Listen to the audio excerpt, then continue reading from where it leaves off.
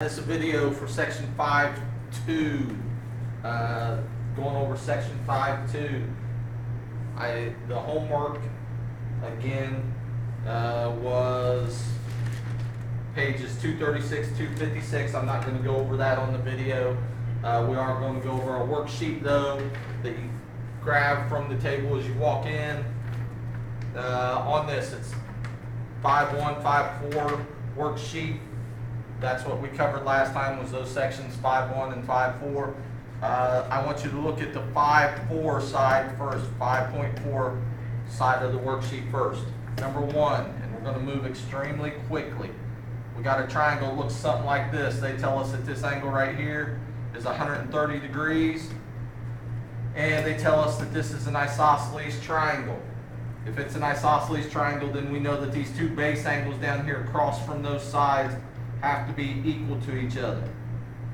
All right, so all we do is take 180 minus 130, you get 50, and that's the two angles together. We don't want both angles, we just want one of them. And so, as a matter of fact, they told us this angle is x, and that's all we're looking for is that x. So all we do is divide that by 2. Divide 50 by 2, you get 25. That means x equals 25. That's our answer for number one. Number two, they give us a right triangle this time. Sorry, my picture doesn't look real good. That's a right angle. They tell us that this is 3 times x plus 2.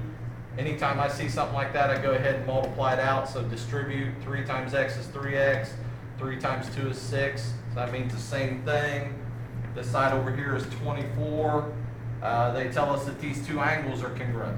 Well, if those two angles are congruent, then that means these two sides have to be congruent. So not only is it a right triangle, but it's an isosceles triangle.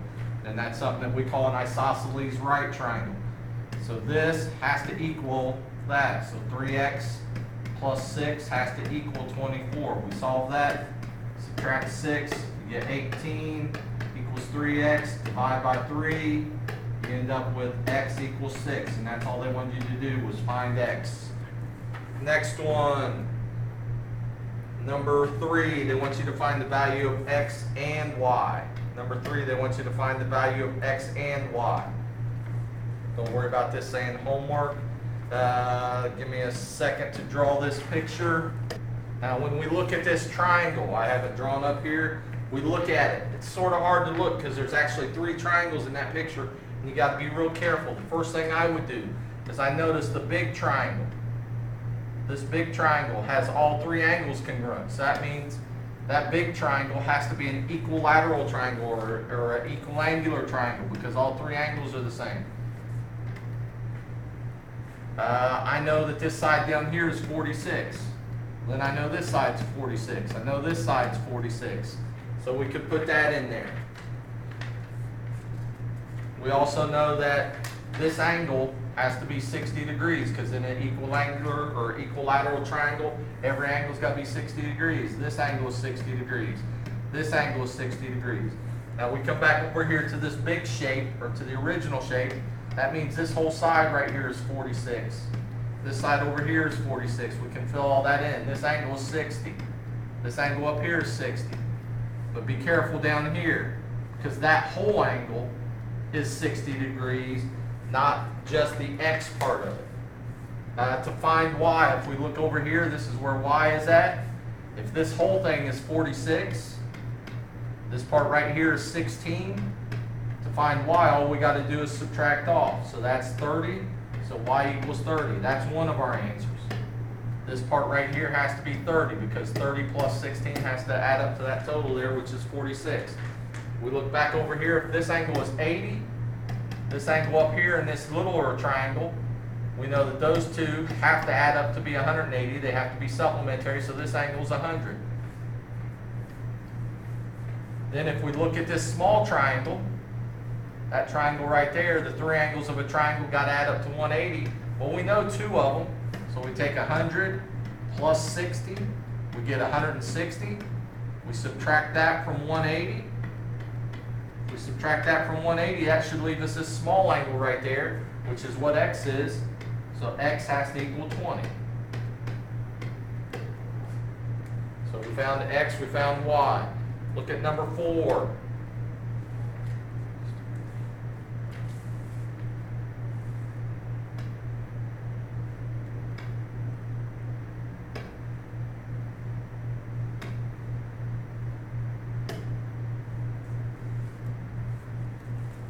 Problem number 4, I have the picture drawn here. They tell us that that's 20, I forgot to write it in, so that's 20. We're looking for X and Y. Well, if this has got one tick mark on it and it's 20, this has got one tick mark on it, then it's got to be 20. Well, we look down here at this small triangle right here. That small triangle, all 3 angles are congruent. So that means all 3 sides have to be congruent. Well, we know one of those sides is 20. So these other 2 sides have to be 20. Well, then 5y there, we just put 20 in its place. So 5y has to equal 20. We divide by 5 and you end up with y equals 4. So y. So that's one of our answers. Now we want to find x. Well, we look at this triangle again. We know this angle is 60. We know this angle is 60. We know this angle is 60. So we can put 60 in right there, 60 in right there, 60 in right here.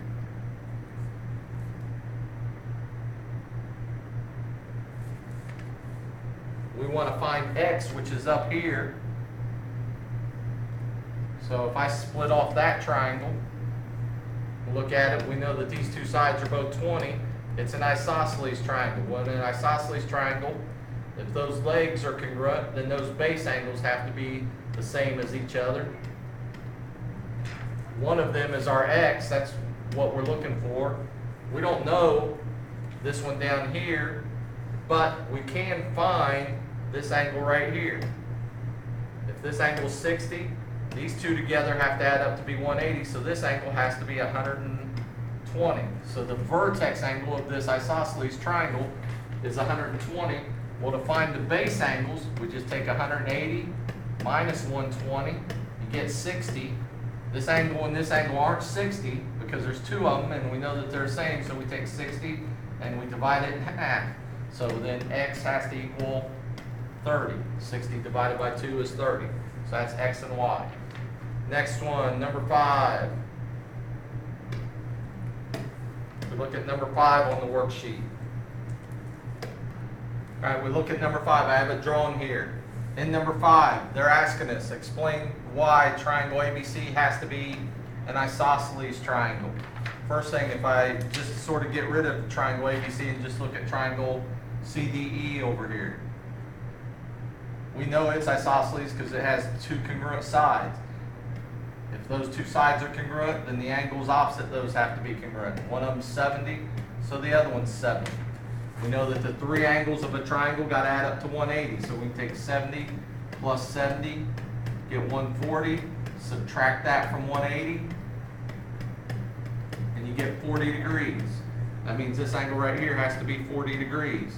Well, this angle over here on the other side, those are vertical angles, so it has to be 40 degrees. Now we know this angle, 70 plus 40 equals 110. We can find this missing angle down here by subtracting from 180, because 3 angles of a triangle got to add up to 180. That makes this angle 70. Well, if these 2 angles are both 70, then the sides across from those angles have to be congruent to each other. And if those 2 sides are congruent, then we know it's an isosceles triangle. So it said explain why it's an isosceles triangle.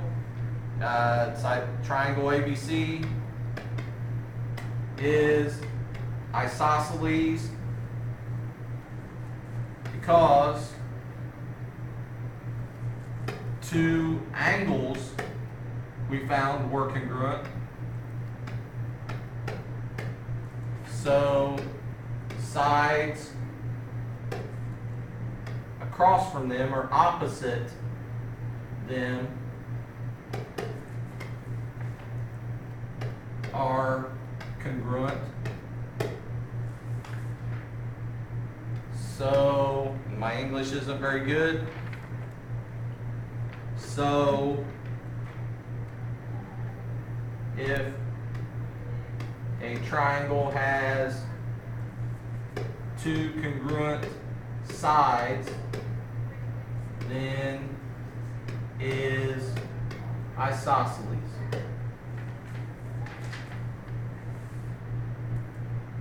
Number six. On number 6, it says, can an isosceles triangle be an obtuse triangle? Explain. So we're looking at an isosceles triangle. Might look something like this. To be an obtuse triangle can have one obtuse angle. Well, in an isosceles triangle, we know that the two base angles have to be the same. So those two base angles can never be obtuse, but the vertex angle up here could be. So we could have a triangle that maybe, mine looks horrible, but maybe it looks something like that, and this is 100 degrees. This angle down here is 40. This angle is 40. That means these two sides are congruent. All three angles add up to 180. So yes, can be obtuse triangle.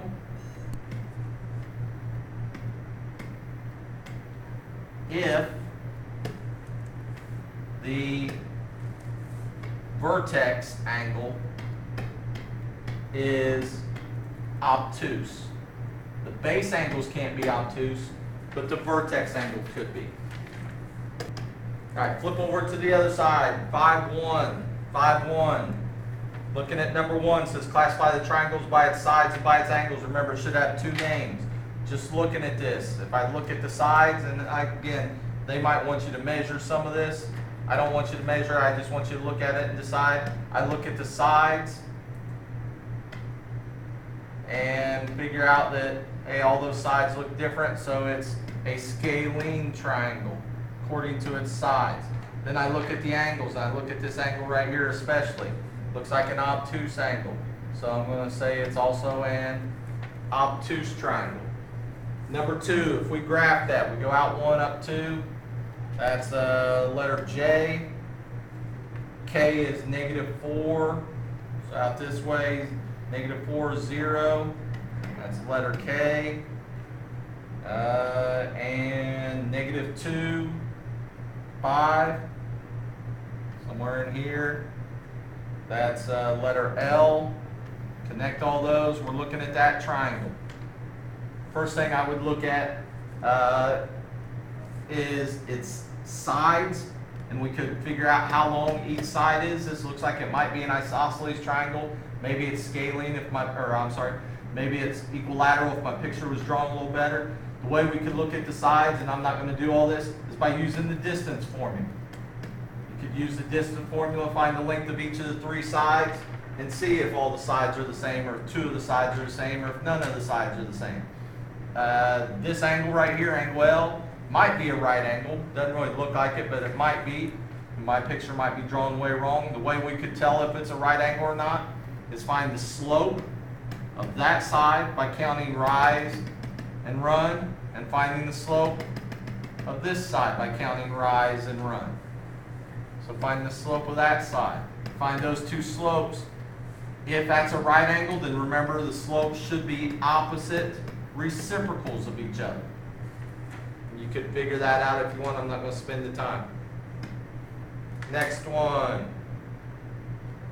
Looking at number 3. Number 3, they give us a picture. It looks like this. We know this is an isosceles triangle because they tell us that these two legs right here, or these two sides, are congruent to each other. If that's the case, then these two angles have to be congruent to each other. It's across from those legs. So if this one over here is 3x plus 20, this one's got to be 3x plus 20. Now we can set up an equation where the 3 angles of a triangle have to add up to 180. So 4x plus 3x plus 20 plus 3x plus 20 should equal 180. That's probably the hardest thing, is filling in that one, but since you knew that they were congruent, you could put the same thing in place of that angle right there as was in the other one. Collect like terms, you get 10x plus 40 equals 180. Subtract 40 on both sides, you end up with 10x equals 140. divide by 10, x equals 14. Go back and read, they just said find x, so that's the answer they wanted, x equals 14. Number 4, they give us this picture. Give me just a second to draw this picture. My picture might not look exactly like theirs, close enough. This is x plus 15. This angle out here, this exterior angle is 5x plus 7. And this angle up here is 6x minus 26. We had a theorem that said the two non-adjacent interior angles have to add up to equal the exterior angle, so we can just set up x plus 15 plus 6x minus 26 equals the exterior angle, which is 5x plus 7. I'm going to just do the math real quick on this. Collect like terms. That 6x is 7x. The 15 and the negative 26 is a negative 11 equals 5x plus 7. Get all the x's on one side, so you subtract 5x on both sides. It leaves you a 2x minus 11 equals 7 on this side. Add 11 to both sides, you get 2x equals 18. Divide by 2, x equals 9. All they wanted you to do was find x, so that's all you had to do on that one. Number 5.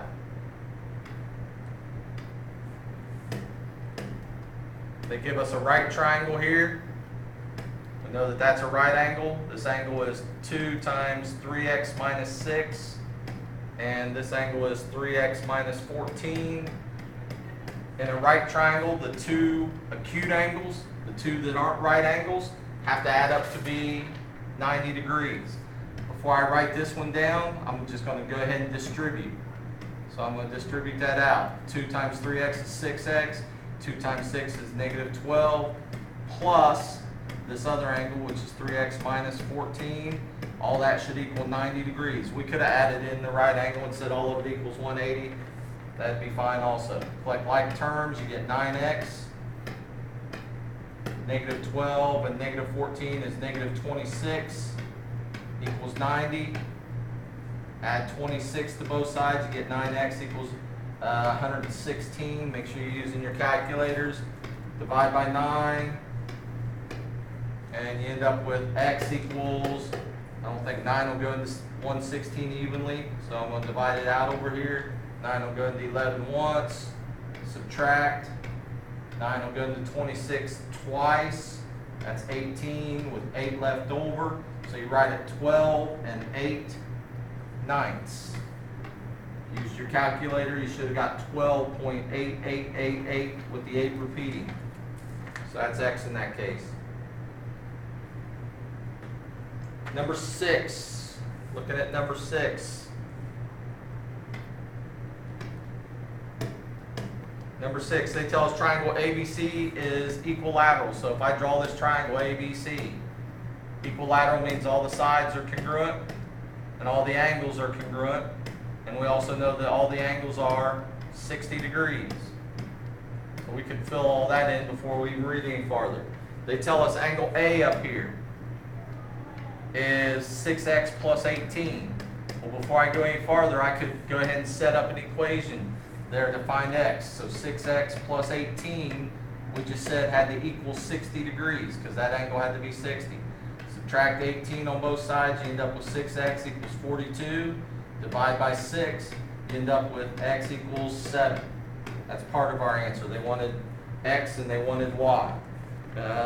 They tell us that angle B, this angle over here, is 3x plus 2y. Well, 3x plus 2y has to also equal 60. We know x is 7. So I just take out this x right here and I stick 7 in its place. 3 times 7 is 21. 21 plus 2y equals 60. Now we can solve for y. Subtract 21 on both sides. You get 2y. 60 minus 21 is 39. Divide by 2. It's not going to come out even again. Y equals 39 divided by 2 is 19.5 or 19 1/2. Number 7. Number 7.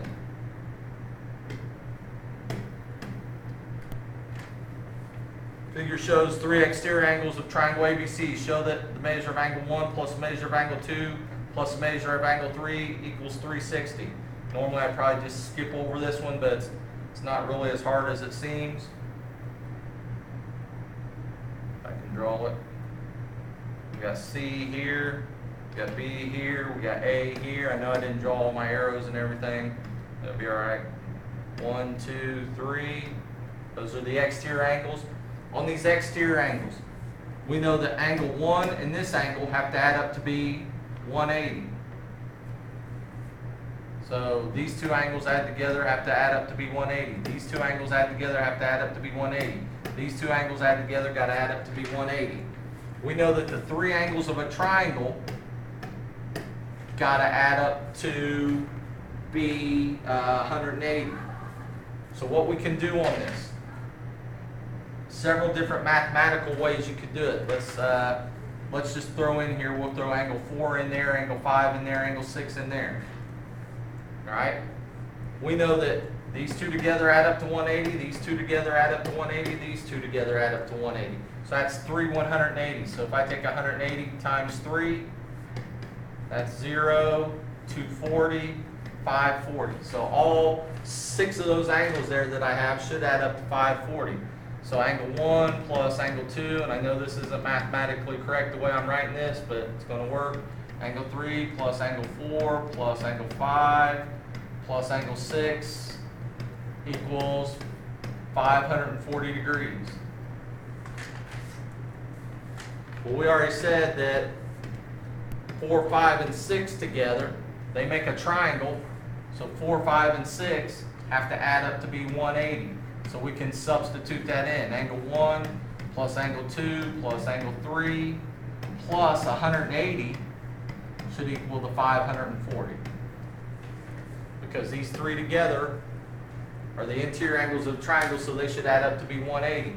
Well, if I subtract 180 on both sides, take 540 minus 180 on this side, you got angle 1 plus angle 2 plus angle 3. And 540 minus 180 is 360. Well, we just proved that those 3 angles have to add up to be that, because mathematically that's what our formula says right there. You could do that with any shape, a pentagon, a hexagon, an octagon, whatever it is. Number 8. All right, I got the picture for number 8 drawn here. On number 8, no easy way to do these kind of problems. You just got to start putting in angles and stuff that you know. So just try, even though it's not X or it's not Y that we're looking for, you got to just start putting in, you know, if you know this angle, then figure it out, put it in there. If you know this angle, figure it out, put it in there. And then hopefully it'll lead us to what X and Y are. Don't look directly at what you're trying to find every time. So on this picture, I know that this angle right here is 85 degrees, so I'm going to write it in there because these two are vertical angles. I know that these 2 angles have to add up to 180. So I take 180 minus 85, grab my calculator, and I end up with 95. So that angle right there is 95 degrees. Well, if that angle is 95 degrees, this one over here is 95 degrees. I'm looking at this picture, got a little triangle right there, those 3 angles, and that little triangle got to add up to 180. So 85 plus 50 is 135. Subtract that from 180. Borrow there, you end up with 45. So this angle right here is 45 degrees. We still haven't found X or Y, but we found quite a few angles there. I look at this angle right here. These 2 got to add up to be 180 because they together are a linear pair. So if that's 50, this angle out here has got to be 130. This one over here, same idea. Well, we just did that. Just subtracted backwards. So if this is 45, this has to be 135. Now we're getting closer and closer to being able to find the stuff that we want. If I split off this triangle over here, I know that this angle is 68 degrees. I know that this angle down here is 45 degrees. Well, now I can find x right there because three angles of a triangle got to add up to 180. So 68 plus 45, that's 13. 113, subtract that from 180. Borrow, make that 7, that's 7, that's 6. So x equals 67. That's one of our answers. We try to do the same thing with the bigger triangle over on the right. We know that this angle is 74 degrees. We know that this angle down here in the corner, which is this angle, is 50 degrees. Well, then we can find this angle right here. Or y is actually an exterior angle. If I could draw straight, it's an exterior angle out there. So these two angles added together should equal, those two added together, should equal that exterior angle. So all we really got to do is 74 plus 50, and you get 124. So y equals 124. Using that theorem where the two non-adjacent interior angles have to add up to equal the exterior angle. Number 9. Number 9, very important that you understand how to do number 9. Anytime you see a ratio, and I think I said this earlier in the year, we did some problems that had ratios in it. Anytime you see a ratio like this, it works the same with angles. Very first thing you're going to do is stick an X with each one of those numbers. So we're looking at this triangle. This angle isn't 1, this angle 4, and this angle 7. This angle is 1x, this angle is 4x, this angle is 7x. You put a variable with each one of those. Use whatever variable you want. But we know the three angles of a triangle got to add up to 180.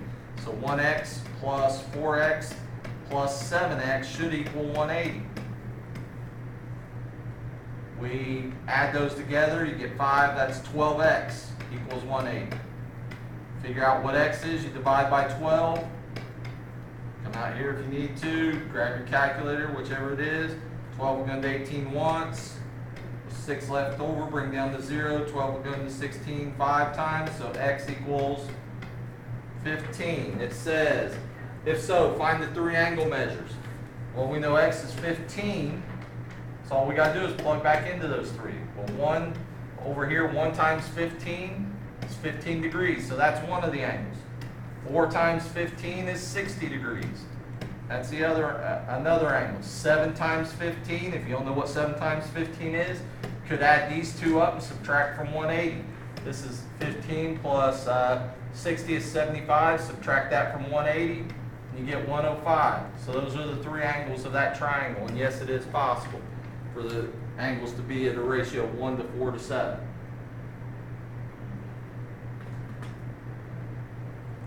Your friend, number 10.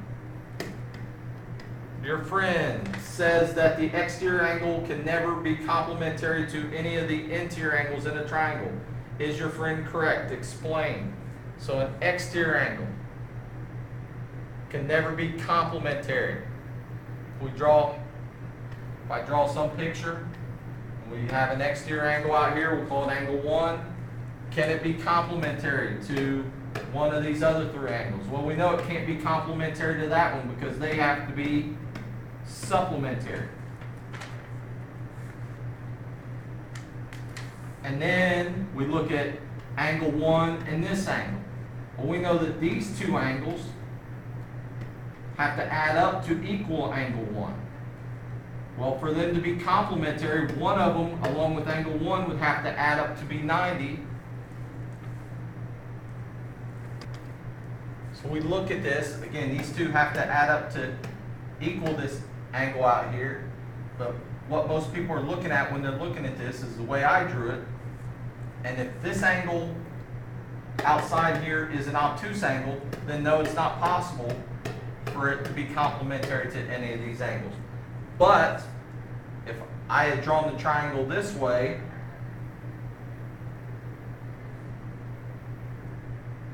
and had this as our exterior angle, then it's an acute angle. Well, is there some acute angle that might add up with this one to be 90 degrees? Yes, so your friend's wrong. It's possible if it's an obtuse triangle, then it's possible for that exterior angle to be complementary to one of the interior angles. Number 11.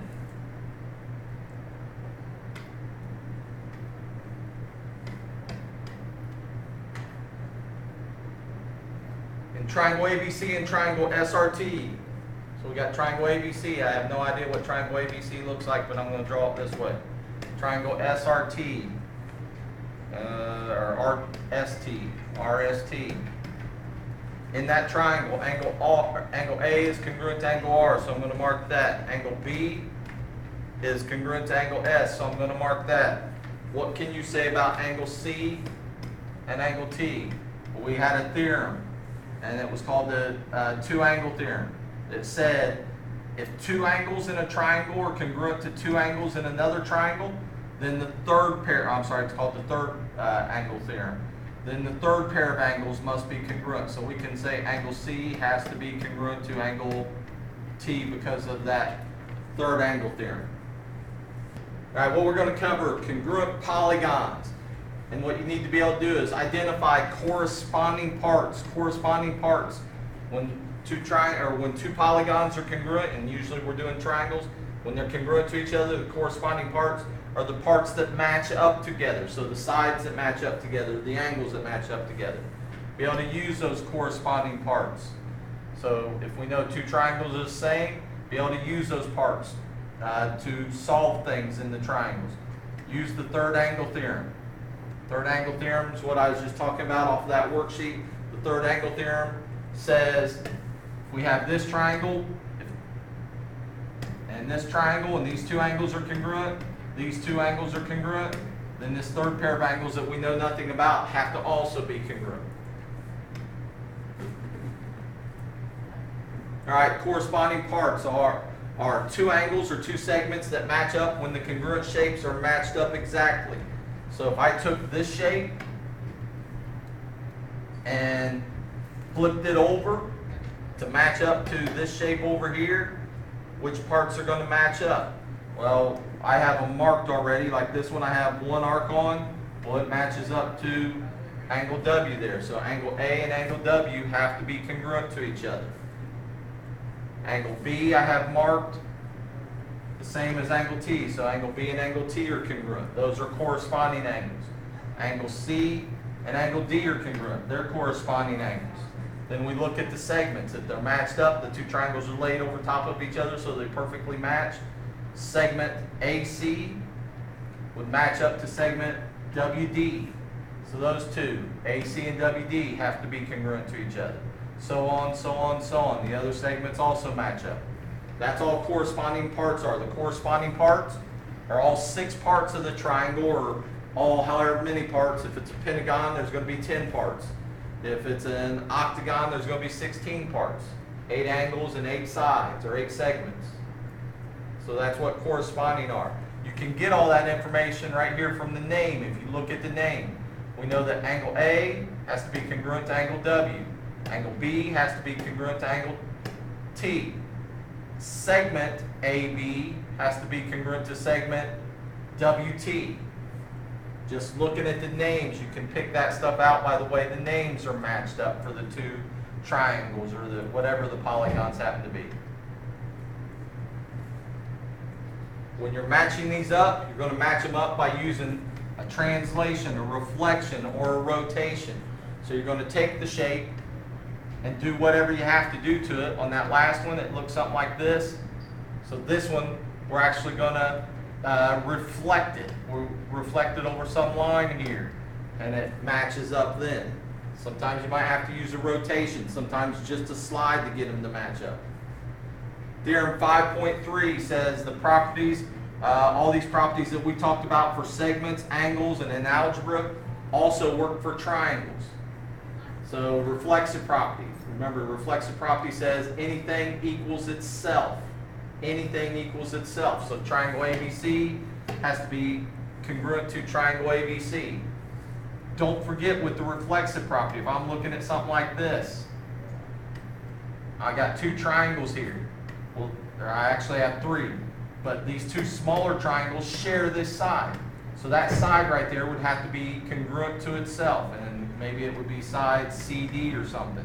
So we could say segment CD is congruent to segment CD because they match up because of the reflexive property. Anything equals itself.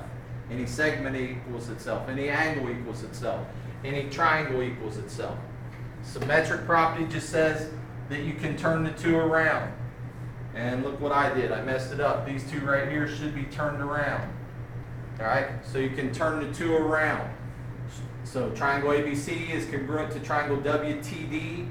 Then triangle WTD is congruent to triangle ABC. I have to make sure I fix that. So that's messed up because it should be flipped around. Transitive property. Remember the transitive property, easiest thing to say is A equals B and B equals C. Then we know A has to equal C. Well, if we have three triangles, if we know these two triangles are congruent to each other,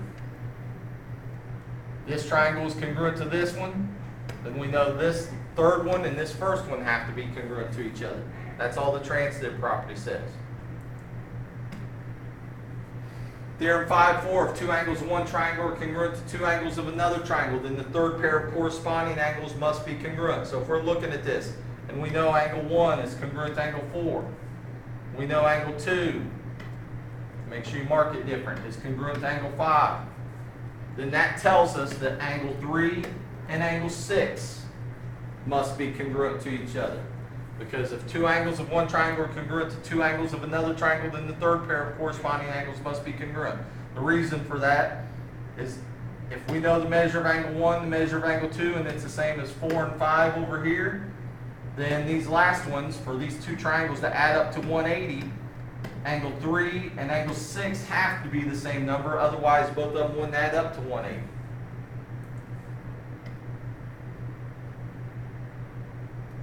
All right, on this example,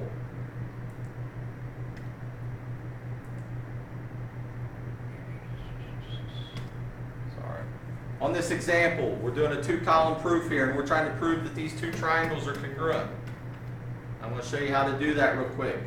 First, we look at this, and we mark everything that we see in our picture over here. Segment AD is congruent to segment CB, so AD is congruent to CB.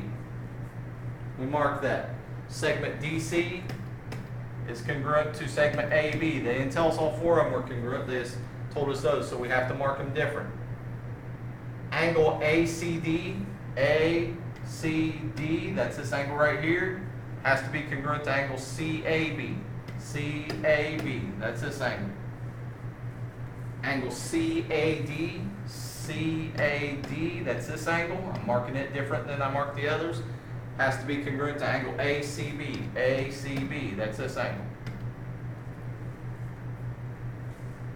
Now, that's not enough right now to say that those two triangles are congruent. Later on it will be enough to say that those two triangles are congruent, and we'll talk about that as we go throughout this chapter. But for now, we got to prove all 6 parts of one triangle match up to all 6 parts of the other triangle. And we have 1, 2, 3, 4 pairs of corresponding parts. We need all 6. Well, the ones we're missing angle D and angle B. We just had that theorem on the last slide that said if these two angles are congruent, these two angles are congruent, then the third pair of angles have to be congruent. So somewhere in our two-column proof, we're going to say angle D is congruent to angle B, and our reason is going to be because of the third angle theorem that we talked about. We'll write it out when we get down there. So that's another pair. So now we have 5 out of the 6 pairs. Well, the only thing that we're missing is one of the sides in both the triangles. We're missing this side in the triangle on the left, and we're missing this side in the triangle on the right. Wow, look at that. What do we notice about that? It's the same in both triangles. How do we know that segment AC has to be the same as segment AC? Because anything equals itself, the reflexive property. Now we have enough. We have all 6 parts of both triangles, so now we have enough to say that the two triangles are congruent, and that's what we're trying to prove. So we should be able to go down through here and do our statements and reasons. Statement 1, segment AD is congruent to segment CB.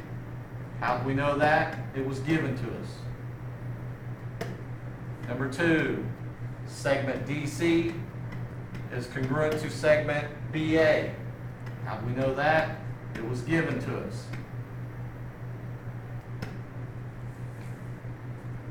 These are the kinds of two-column proofs that I don't really like, because everybody wants to just write down the given and then they don't know where to go. So I'm going to stop right there, and I'm not going to write down the other given yet. We got pair of segments, another pair of segments. Let's figure out the third pair of segments. So we'll do all the segments, then we'll do all the angles. The third pair of segments was segment AC and segment AC. Well, how did we know that segment AC was congruent to segment AC? Anything equals itself. The reflexive property. Anything equals itself. So now we have all the segments. We have all the segments right there. Now we just got to do the angles. Then we'll be able to say the triangles are congruent. Angle ACD, we knew it was congruent to angle CAB. Got my angle symbol. Angle CAB. How do we know that? They told it to us. It was given. Number 5. Angle CAD is congruent to angle ACB. How do we know that? It was given to us. The last pair of angles are the ones out here, angle D and angle B, and it's all right to name those with one letter because there's only one angle at those vertices. Here we couldn't name these with one letter because we wouldn't know which angle C we were talking about. So we can say angle D is congruent to angle B. This will be all the angles, so now we have all the sides, we have all the angles, so we should be able to say the triangles as soon as we get done writing this reason. And our reason is that third angle theorem, which says if two angles of one triangle are congruent to two angles of another triangle, then the third pair of angles are congruent. So if two angles in triangle congruent to two angles in another triangle, then third angles congruent. Now it sounds like I'm talking like a caveman there, but I'd rather have you write it out than write that third angle theorem the way the book has you doing it, because that write it out so you know it. Then we can say triangle ACD. They've already matched it up for you. We usually would have to match it up, make sure that A matches up to C. It does.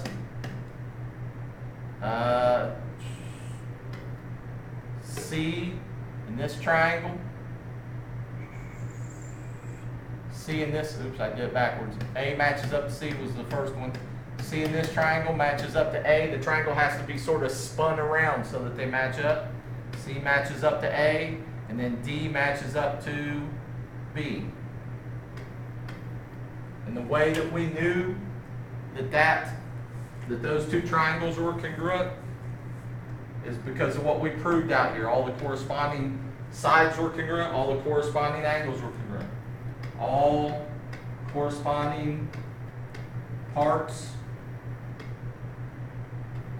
are congruent to each other. Now, when we're looking at this, it took us 7 steps on this one. Next class, we'll learn ways that instead of taking 7 steps, it only might take more than 3 steps, but we only got to prove 3 parts. So it'll shorten this up a little bit.